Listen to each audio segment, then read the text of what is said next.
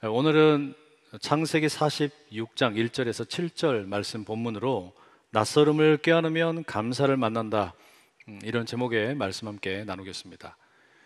제가 생각하기에 가장 어려운 설교 중에 하나가 감사에 대해서 설교하는 일입니다.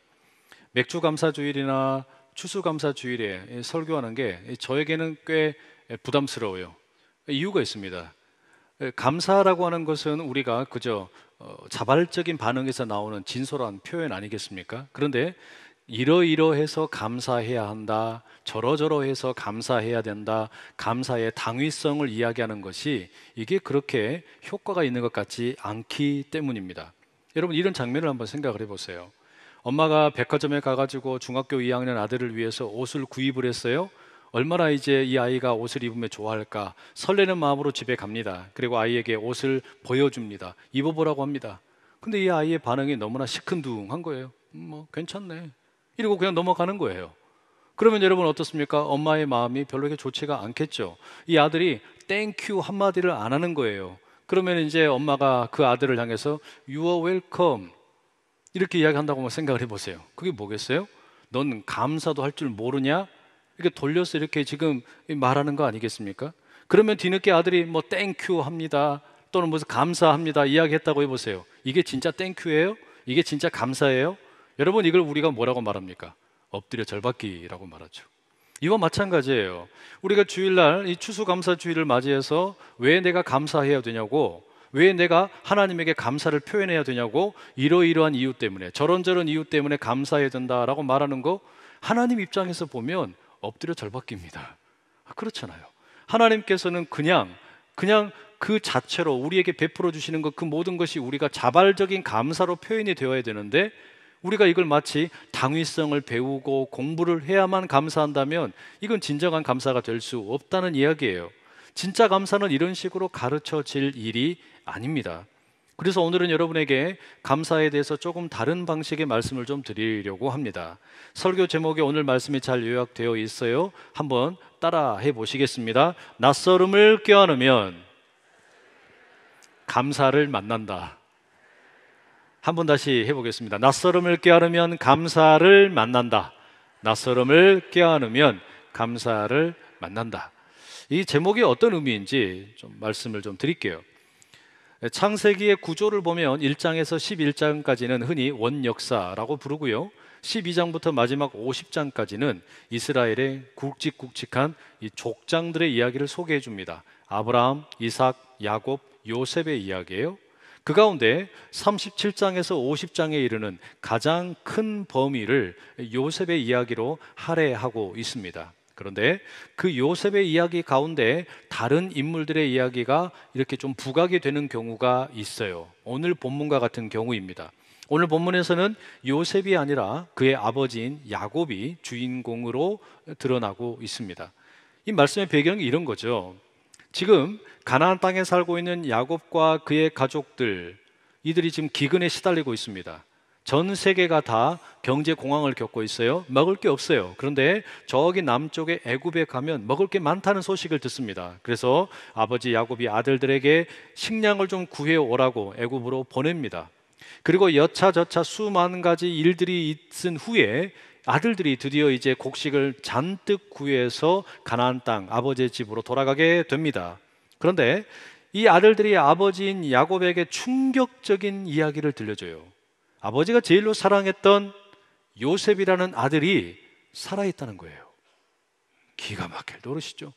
그냥 살아있는 게 아니라 애굽의 최고 권력자 총리가 되었다라고 이야기를 해줍니다. 이 아들들의 이야기를 듣고 아버지 야곱이 믿지를 못해요.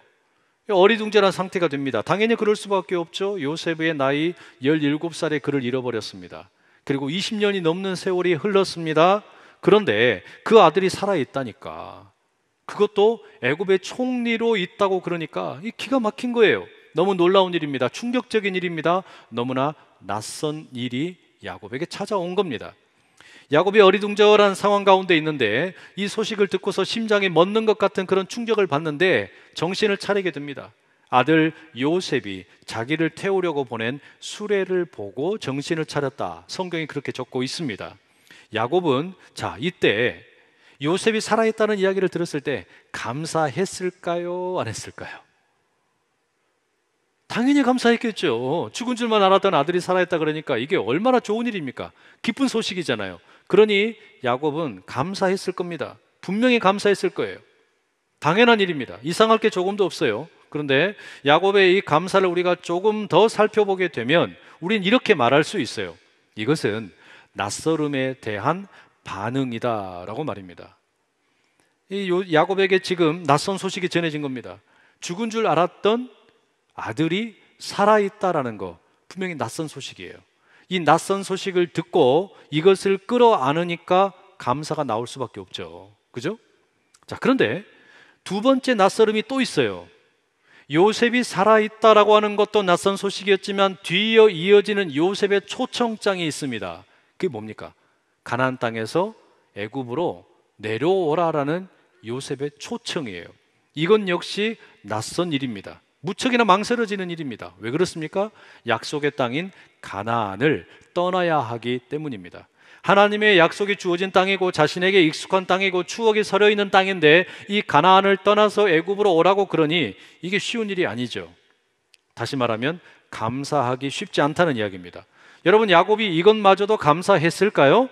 이런 낯설음마저도 감사했을까요? 다시 말하면 우리 인생을 가만히 보면요, 낯선 일들이 얼마나 많이 찾아오는지 몰라요. 올 한 해만 해도 아마 여러분들의 삶을 가만히 살펴보세요. 좋은 것이 낯설게 다가오는 경우도 있고 때로는 불편하고 어려운 일이 낯설게 다가오는 경우도 왜 없었겠습니까? 3억밖에 하지 않던 집값이 갑자기 폭등을 하더니 6억이 되었어요. 낯선 일이잖아요. 한 주에 5,000원짜리가 갑자기 10,000원이 되었습니다. 낯선 일이잖아요. 자녀가 본래 생각했던 대학교보다 훨씬 좋은 스카이에 합격을 했어요. 낯선 일이에요. 여러분, 우리에게 이렇게 낯선 좋은 소식들이 들려올 때가 있습니다. 그 소식을 끌어안으면, 그 낯선 소식을 우리가 끌어안으면 당연히 감사할 수 있게 되겠죠. 그런데 우리에게 이 낯선 일들이 좋은 것만 있는 건 아니에요. 때로는 슬픈 일도 있고 가슴 아픈 일도 있고 어려운 일들도 찾아오기 마련입니다. 갑자기 암 진단을 받는 거 낯선 일입니다. 갑자기 6억을 하던 집값이 폭락을 해서 5억, 4억이 되는 거, 이건 낯선 일이에요. 갑자기 이자가 2%밖에 안 했는데 5%, 6%, 7%로 올라가는 거 분명히 낯선 일입니다. 갑자기 착하고 공부 잘하던 아이가 삐뚤어지는 거, 야, 이거 부모 입장에서는 너무 낯선 일이에요. 여러분, 과연 이런 낯선 일도 끌어안으실 수 있겠어요? 이런 낯선 일도 끌어안으시고 감사로 반응하실 수 있겠느냐라는 말입니다. 과연 내게 찾아오는 수많은 가지 낯설은 일들이 있는데 이 가운데 좋은 것들은 끌어안기 좋지만 불편하고 어려운 것들도 끌어안을 수 있겠느냐는 말이에요. 그리고 감사하실 수 있겠느냐라는 말이죠. 오늘 우리는 본문 속에서 야곱을 통해 그 가능성을 한번 살펴보려고 합니다. 오늘 본문 바로 앞에 나오는 45장 28절에 이런 말씀이 있어요.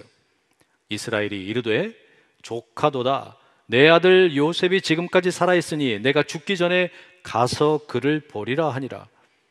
여러분, 이 구절에 의하면 야곱은 별다른 고민하지 않고 애굽으로 내려갈 것처럼 보여요. 그죠? 애굽으로 바로 내려갈 것처럼 보입니다.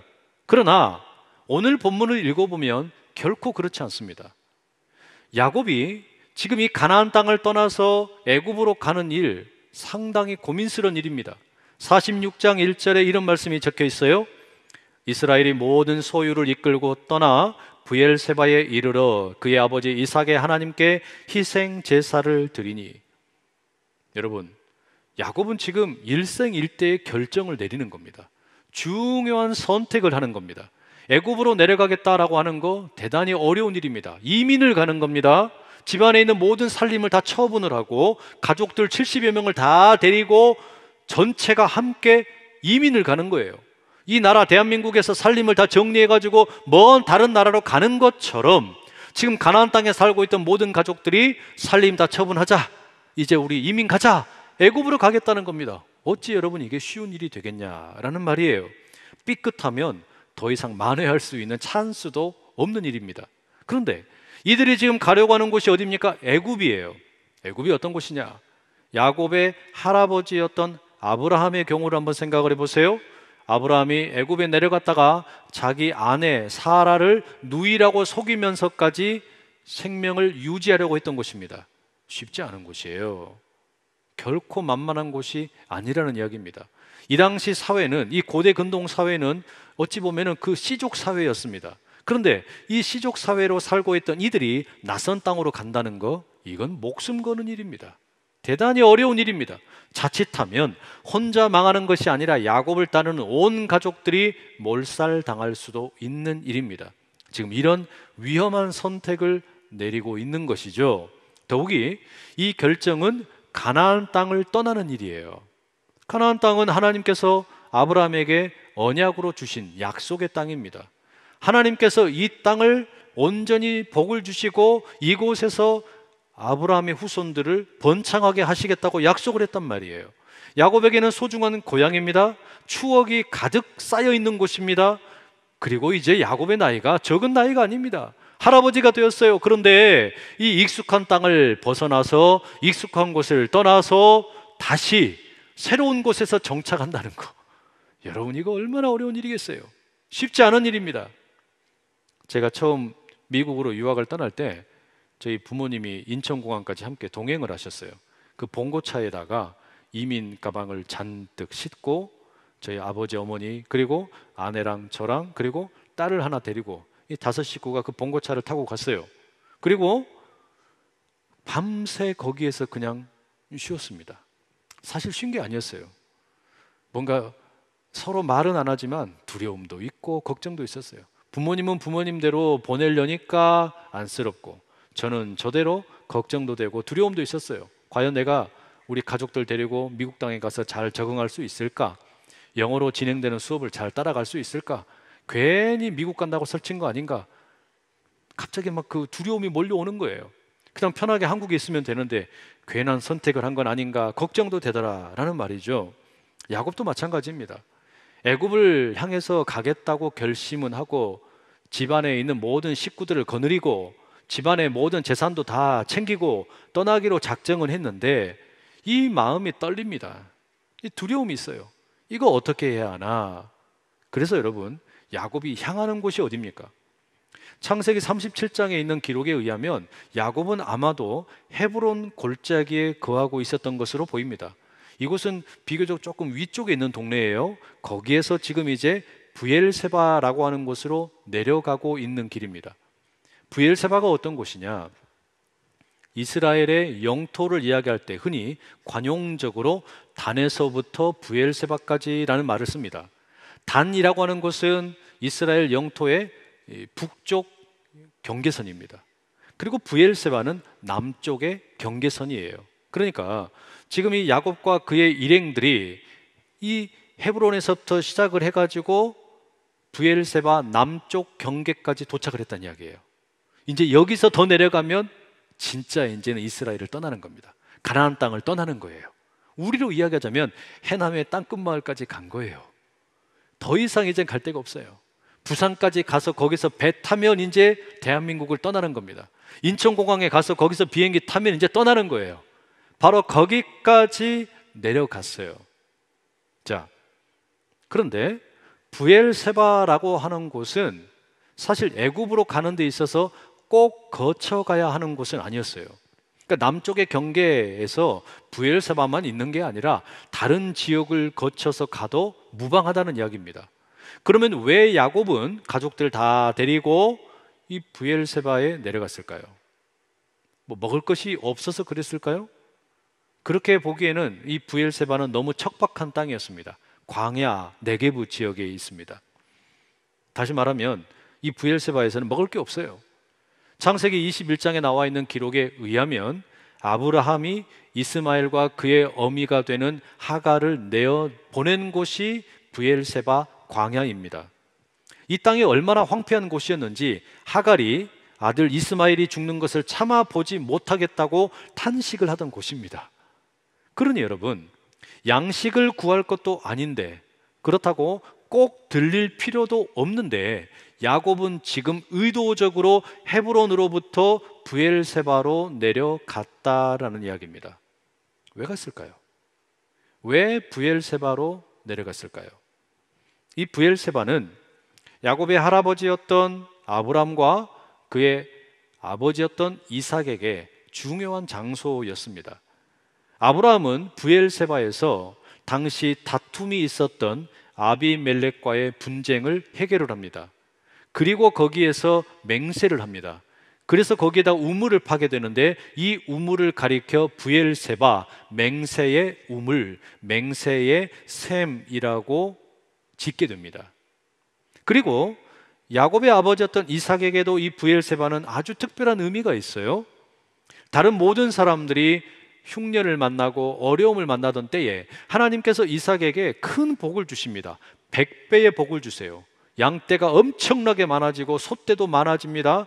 이상하게 이삭이 그냥 콩을 심으면 콩이 막 어마어마하게 많이 자라는 거예요. 밀을 심으면 밀이 어마어마하게 자라는 거예요. 이렇게 이제 거부가 되자 사람들이 시기를 합니다. 특히 블레셋 사람들이 이삭을 시기하면서 그 아버지 아브라함 때에 아브라함의 소유로 인정을 받았던 우물을 막아버려요. 우물을 메워버리는 겁니다. 이거 뭡니까? 싸움을 거는 거죠. 싸움을 걸면서 이 이삭을 지금 자극을 하는 거예요. 그런데 이삭은 자기 권리를 주장을 하지 않고 양보를 합니다. 에색이라는 우물을 지었다가 뺏겨버리고 신나라는 우물을 팠다가 또 뺏겨버립니다. 양보하는 거예요. 그리고 마지막에는 르호봇이라고 하는 곳으로 가게 됩니다. 넓은 곳이다라는 뜻이에요. 하나님께서는 이렇게 복을 주세요. 이삭에게 약속대로 큰 복을 주십니다.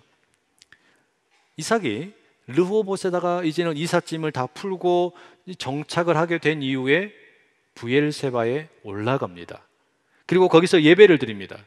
그때 하나님께서 이삭에게 이렇게 말씀을 하세요. 26장 24절입니다. 그 밤에 여호와께서 그에게 나타나 이르시되 나는 네 아버지 아브라함의 하나님이니 두려워하지 말라. 내 종 아브라함을 위하여 내가 너와 함께 있어 네게 복을 주어 네 자손이 번성하게 하리라 하신지라. 여러분, 이 브엘세바가 어떤 곳입니까? 이삭이 하나님에게 예배를 드리고 하나님에게 기도를 드리고 하나님을 만나고 하나님의 음성을 들은 곳이에요. 그리고 무엇보다도 하나님의 약속을 재확인하는 곳이었습니다. 다시 말하면 아브라함과 맺었던 언약이 이삭에게도 여전히 유효하다라고 하는 것을 확인해 준 자리가 브엘세바 우물이었다라는 이야기예요. 바로 그게 브엘세바입니다. 자, 그럼 여러분, 야곱이 왜 브엘세바로 내려갔는지 우리가 짐작을 할 수가 있어요. 왜 내려갔겠습니까? 이삭이 그리했던 것처럼 야곱은 확인받고 싶은 거예요. 하나님에게 확인을 받고 싶은 겁니다. 지금 야곱은 인생에 아주 대단히 중요한 결단을 내리고 두 개의 낯설음을 마주하게 되었어요. 요셉이 살아있다라고 하는 낯설음, 그리고 애굽으로 내려가야 한다라는 낯설음입니다. 이 결정 가운데 지금 야곱은 확인을 하고 싶은 겁니다. 과연 내가 애굽으로 내려가는 것이 하나님이 기뻐하시는 뜻일까? 이게 하나님이 기뻐하시는 일일까? 이걸 확인을 하고 싶은 겁니다. 그 하나님의 뜻을 확인하고 싶어서 브엘세바로 찾아갔다는 이야기죠. 할아버지 아브라함이 아비멜렉과의 갈등을 해결하고 언약을 맺었던 곳, 그리고 아버지 이삭이 하나님께 언약을 재확인했던 곳, 아브라함과 함께 한 것처럼 이삭 너와 내가 함께 하겠다고 말씀해 주셨던 곳, 바로 거기로 찾아가서 묻고 싶은 겁니다. 그래서 오늘 본문 1절에 보면 야곱이 브엘세바에서 제단을 쌓는데 그의 아버지 이삭의 하나님께 희생제사를 드린다라고 되어 있어요. 이 표현이 좀 특별하죠. 이삭의 하나님이라고 되어 있어요. 왜 이삭의 하나님이라고 이렇게 다름을 달아놨겠습니까? 왜 하나님을 가리켜 이삭의 하나님께 제사를 드린다고 말하는 거냐? 하나님께서 이 브엘세바에서 아버지였던 이삭에게 나타나셔서 두려워하지 말라고 말씀하여 주셨던 것처럼, 그리고 아버지 아브라함에게 주셨던 복을 이삭에게 재확인시켜 주신 것처럼, 자손들을 번성하게 하시겠다고 말씀을 주셨던 것처럼, 지금 이삭의 아들인 야곱은 이삭의 하나님인 그 하나님에게 묻는 거예요. 하나님, 내게도 응답하여 주십시오. 내게도 하나님의 뜻을 가르쳐 주십시오. 묻는 거예요. 여러분, 지금 이 상황이 이해가 되세요? 야곱은 많이 달라졌어요.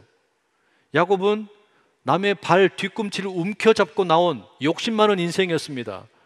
내가 원하는 게 있다면, 간절히 바라는 게 있다면 빼앗아서라도 자기 것으로 만들고 싶은 그런 욕심쟁이였습니다. 그래서 하나님의 뜻을 묻는 것보다는 자기의 어떤 욕심이 앞서고 자기 뜻이 앞서는 사람이었어요. 그런데 지금 야곱이 달라졌어요. 자기 욕심이나 자기 의지가 아니라 하나님의 뜻을 구하는 거예요. 나이가 들면서 야곱이 바뀐 겁니다. 그래서 야곱이 하나님의 뜻을 묻습니다. 내가 애굽으로 내려가는 것이 정말로 하나님의 뜻인지 알고 싶은 거예요. 그래서 브엘세바에서 야곱이 예배를 드립니다. 기도를 드립니다. 하나님께 간절하게 매달립니다. 하나님, 내 아버지 이삭에게 응답을 하여 주셨던 것처럼 내게도 이곳에서 응답을 좀 해주시면 좋겠습니다. 하나님께서 우리 할아버지 아브라함과 맺으셨던 그 언약, 그 약속은 지금 나에게도 동일하게 유효한 것입니까? 내가 애굽으로 내려가는 것도 괜찮은 일입니까? 그곳에서도 하나님께서 동행하시겠습니까? 하나님께서 이 백성을 귀하게 여기시고 지키시고 보호해 주시겠습니까? 이거 묻고 싶은 거예요. 이걸 확인하고 싶은 겁니다. 그래서 야곱이 하나님에게 예배를 드렸는데 그 밤에 하나님이 야곱에게 찾아오셔서 이렇게 말씀을 하십니다. 3절과 4절입니다. 하나님이 이르시되 나는 하나님이라 네 아버지의 하나님이니 애굽으로 내려가기를 두려워하지 말라. 내가 거기서 너로 큰 민족을 이루게 하리라. 내가 너와 함께 애굽으로 내려가겠고 반드시 너를 인도하여 다시 올라올 것이며 요셉이 그의 손으로 네 눈을 감기리라 하셨더라. 뭡니까? 하나님께서 오케이 사인을 주신 거예요. 내가 너와 함께 애굽으로 내려갈 것이다. 두려워하지 말아라. 걱정하지 말아라. 내가 너와 함께 내려갈 것이고 그곳에서 너의 백성들이 엄청나게 많은 숫자로 번성하게 될 것이고 언젠가 때가 되면 내가 이들을 다 다시 가나안 땅으로 끌어올릴 것이다. 이게 뭐예요? 하나님께서는 야곱에게 출애굽을 미리 말씀해 주시는 겁니다. 출애굽까지 미리 말씀해 주고 계시는 거예요. 이 말씀을 듣고 난 후에 비로소 야곱이 브엘세바를 떠납니다. 가나안 땅을 떠난다는 이야기예요.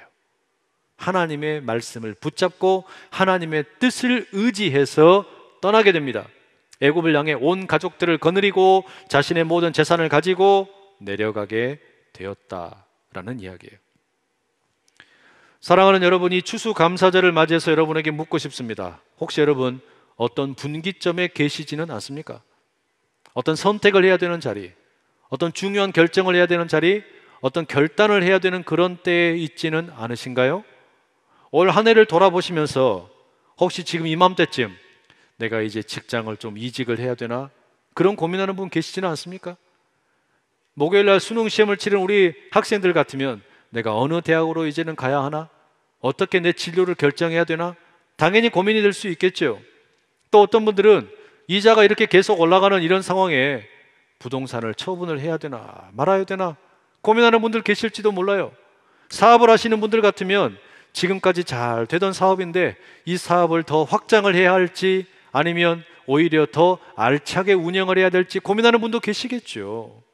또 어떤 분들은 내 이 사업장을, 이 공장 부지를 이전을 해야 되는 것은 아닌가, 왜 고민이 되지 않으시겠어요?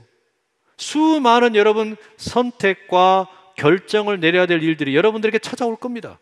또 여러분들의 삶 가운데 낯선 일들은 또 얼마나 많으셨겠어요. 그 가운데 좋은 일도 있습니다. 그 가운데는 안타깝고 어려운 일도 있어요. 여러분 이 일들을 다 놓고 어떻게 하시겠습니까? 이 일들을 다 어떻게 여러분 결정을 하시겠냐는 이야기예요. 중요한 고민입니다.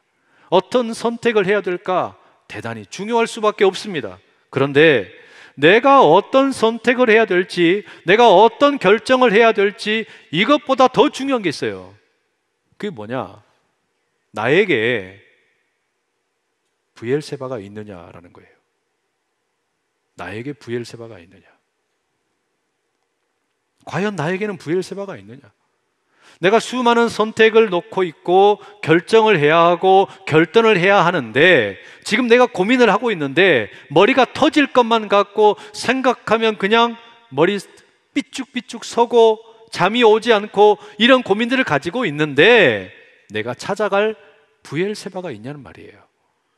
여러분 이건 단순한 장소의 문제가 아닙니다.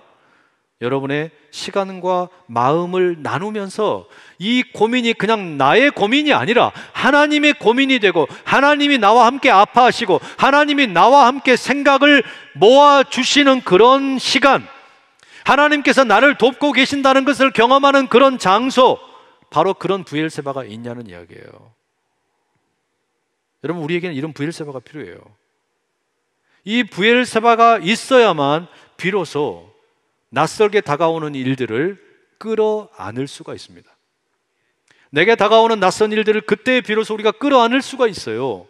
좋은 일만 끌어안는 것이 아니라, 그래서 그런 건 쉽게 감사할 수 있겠지만 어려운 일, 답답한 일, 불안한 일, 이것마저도 내가 끌어안고 이 낯선 일들까지도 하나님께 브엘세바에서 드리고, 그때 비로소 여러분, 우리가 그것마저도 감사로 받아들일 수 있게 된다라는 이야기입니다. 브엘세바에서 하나님의 뜻을 구할 때에 비로소 감사의 문이 열려요. 브엘세바에서 내 고민과 내 아픔을 아뢰게 될 때에 비로소 원망과 불평이 아니라 감사로 바뀌게 됩니다. 브엘세바에서 내가 주님의 뜻을 구하게 될 때에 내 생각이나 내 의지가 아니라 하나님의 뜻이 온전히 이루어지게 된다라는 이야기죠. 1994년에 MBC에서 방영을 한 눈먼 새의 노래라는 2부작 단편 드라마가 있습니다. 강영우 박사의 일대기를 그린 이 드라마입니다.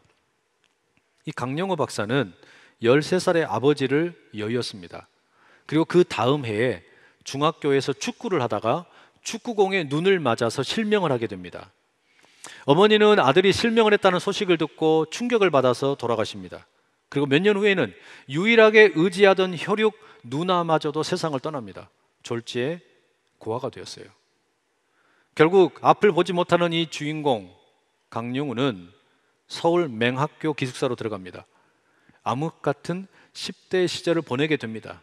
모든 것이 원망스럽고 불평할 수밖에 없는 그런 조건입니다. 그때 그에게 한 말씀이 들려옵니다. 내가 가지지 못한 한 가지로 인해서 불평하는 대신에 내가 가지고 있는 10가지로 인해서 감사하자. 이와 같은 이야기를 듣게 되는 거예요. 그리고 삶의 방향을 바꿉니다. 내가 가지고 있는 것이 무엇인가, 그걸 찾기 위해서 열심히 공부하게 되고, 이 무렵에 자원봉사자로 찾아온 석은옥 씨와 인연이 되어서 훗날 결혼까지 이르게 됩니다. 끈질긴 노력 끝에 연세대 교육학과에 입학을 하게 되고 29살의 나이에 대한민국 최초의 정규 유학생이 되어서 미국 유학길에 오릅니다. 미국으로 건너간 지 3년 8개월 만에 박사학위를 마치게 되고, 이어서 2001년에는 당시 미국의 부시 행정부에서 한인 역사상 최고위직이었던 백악관 국가장애위원회 정책 차관보로 발탁이 됩니다. 참 영광스러운 일이죠. 마치 요셉의 인생을 보는 것 같습니다. 그러나 안타깝게도 2011년 67세가 되던 해에 갑작스런 췌장암 발견으로 시한부 삶을 선고받습니다. 청천벽력 같은 말기 암 선고를 받았지만 그는 자신의 죽음을 안타까워하고 슬퍼하는 지인들에게 마지막 편지를 씁니다. 작별 편지를 이렇게 써내려갔다고 해요. 두 눈을 잃고 한평생 너무 많은 것을 얻었습니다. 사랑하는 사람들에게 이렇게 작별 인사할 시간을 허락받았으니 얼마나 축복인가요? 여러분들로 인해 저의 삶이 더욱 사랑으로 충만했고 은혜로웠습니다. 감사합니다. 이 강영호 박사의 삶은 낯설음의 연속이었습니다. 낯선 일들이 계속해서 몰려오는 일이었어요. 너무나 불편하고 안타깝고 힘겨운 낯선 일도 있었죠. 눈이 멀어지고 온 가족들 다 잃어버리는 고아가 되는 일입니다. 그런가 하면 한편으로는 또 다른 낯선 일도 있었어요. 미국의 최고의 행정부 요원이 되는 일까지 경험을 했습니다. 출세를 한 겁니다. 그러다가 다시 또 낯설은 일이 찾아옵니다. 원치 않는 병마가 찾아온 거예요. 그런데 이 강영호 박사가 내리는 결론이 뭡니까? 그것이 내게 좋은 것이든 아니면 너무나 불편하고 어려운 것이든 이 모든 낯설음을 그는 끌어안습니다. 그리고 마지막 인생을 정리하면서 사랑하는 사람들에게 남기는 두 글자가 뭡니까? 감사였던 거예요. 낯설은 일들을, 그것이 좋은 것이든 불편한 것이든 끌어안고 부엘세바로 내려가서 하나님의 뜻을 구하면 우리에게도 남겨지는 두 글자는 딱 감사밖에 없습니다. 사랑하는 여러분, 지금 어떤 낯설음을 맞이하고 계십니까? 올 한 해를 가만히 돌아보세요. 어떤 것은 좋은 것이고 또 어떤 것은 참 불편한 것이었을 거예요. 그런데 여러분, 그것이 좋은 것이 되었든 불편한 것이 되었든 우리 모두 그 모든 낯설음을 가지고 부엘세바로 내려갈 수 있기를 간절히 소망합니다. 그러면 우리 주님께서 그 문제가 우리만의 문제가 아니라 하나님의 함께 고민하시는 문제가 되고 하나님의 뜻을 분별하는 과정으로 우리를 초청하시고 우리 주님께서 친히 낯설음을 껴안는 우리에게 감사의 문을 열어주실 겁니다. 주님께서 우리에게 이렇게 말씀을 하십니다. 이삭에게 말씀하셨던 것처럼, 야곱에게 말씀하셨던 것처럼, 내 아들아, 내 딸아, 두려워하지 말아라. 내가 너와 함께한다. 너의 삶을 내가 책임진다. 너의 인생은 처음부터 끝까지 나의 것이다.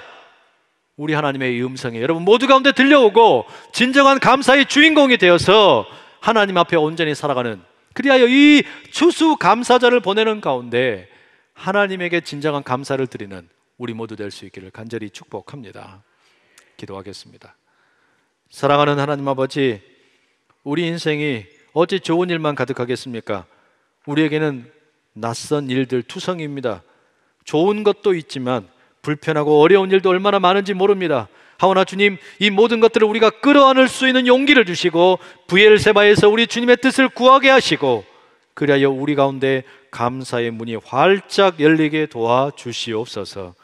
예수님의 이름으로 기도드립니다. 아멘.